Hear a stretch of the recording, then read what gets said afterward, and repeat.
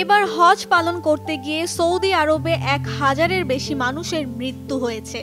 তাদের মধ্যে বেশিরভাগ মানুষ মারা গেছেন প্রচণ্ড তাপ প্রবাহের কারণে। এবার সৌদিতে সর্বোচ্চ তাপমাত্রা উঠেছিল 51 ডিগ্রি সেলসিয়াস। এবার কেন এত বেশি হাজির মৃত্যু হয়েছে তা নিয়ে চলছে নানা ব্যাখ্যা বিশ্লেষণ। প্রথমত, অত্যাধিক গরম। এবার সৌদি আরবে এত বেশি হাজির মৃত্যুর জন্য অত্যাধিক তাপ প্রবাহকে দায়ী করা হচ্ছে। সৌদি আরবের স্বাস্থ্য মন্ত্রণালয় বারবার অত্যাধিক গরমের ব্যাপারে সবাইকে সতর্ক করেছে। অযথা বাহিরে না যাওয়া, বেশি বেশি পানি পান করার পরামর্শ দিয়েছে। বেশিরভাগ মানুষ সরকারি নির্দেশনা মেনে না চলায় প্রচণ্ড গরমে অসুস্থ হয়ে পড়েছেন, এমনকি মারাও গেছেন। দ্বিতীয় কারণ হিসেবে বলা হচ্ছে প্রচণ্ড ভিড় ও পয় নিষ্কাশনের সমস্যা।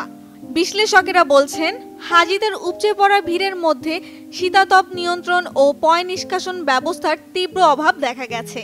নাম প্রকাশে অনিচ্ছুক পাকিস্তানের ইসলামাবাদ থেকে আসা হাজি জানান, মক্কায় এই প্রচণ্ড তাপ প্রবাহের মধ্যে আমাদের তাঁবুতে শীতাতপ নিয়ন্ত্রণ ব্যবস্থা ছিল না। এয়ার কুলার যাও দেওয়া হয়েছে, তাতে পর্যাপ্ত পানি ছিল না। যদিও সৌদি আরবের স্বাস্থ্য মন্ত্রণালয় এক বিবৃতিতে বলা হয়েছে, হাজিদের জন্য মোট 6500 শয্যা বিশিষ্ট 189টি হাসপাতাল, স্বাস্থ্যকেন্দ্র ও ভ্রাম্যমাণ ক্লিনিকের ব্যবস্থা করা হয়েছে। এরপর দায়ী করা হয়েছে পরিবহন ব্যবস্থাকে। বেসরকারি একটি হজ ব্যবস্থাপনা প্রতিষ্ঠানের কর্মকর্তা মোহাম্মদ আচা বলেন, প্রচণ্ড গরমের মধ্যে একজন হাজিকে দিনে কমপক্ষে 15 কিলোমিটার পথ হাঁটতে হয়। এতে তাদের হিটস্ট্রোক, অবসাদে আক্রান্ত হওয়ার ঝুঁকি বাড়ে। অনেক সময় পানীয় সহজলভ্য থাকে না। অবশ্য সৌদি আরবের পরিবহন কর্তৃপক্ষ বলছে, তারা হাজিদের যাতায়াতের জন্য 27,000 বাসের ব্যবস্থা রেখেছে।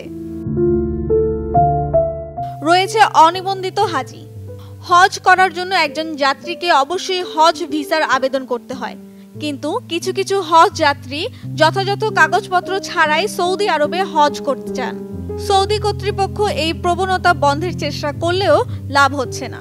যথাযথ কাগজপত্র ছাড়া সৌদি আরবে আসা হজ যাত্রীরা কর্তৃপক্ষকে এড়িয়ে চলার চেষ্টা করেন। এমনকি সাহায্যের দরকার হলেও তারা কর্তৃপক্ষের কাছে যান না। বয়স্ক, দুর্বল ও অসুস্থ হাজি। প্রতি বছর হজের মৃত্যুর আরেকটি কারণ হতে পারে এই যে অনেকে জীবনের শেষ প্রান্তে হজে আসেন। হজের জন্য সারা জীবন সঞ্চয় করে পরে হজ করেন। আবার অনেক মুসলিম এই আশায় আসেন, হজের সময় যদি তাদের মৃত্যু হয় সেটা হবে আশীর্বাদের মৃত্যু, তাকে এই পবিত্র শহরে দাফন করা হবে।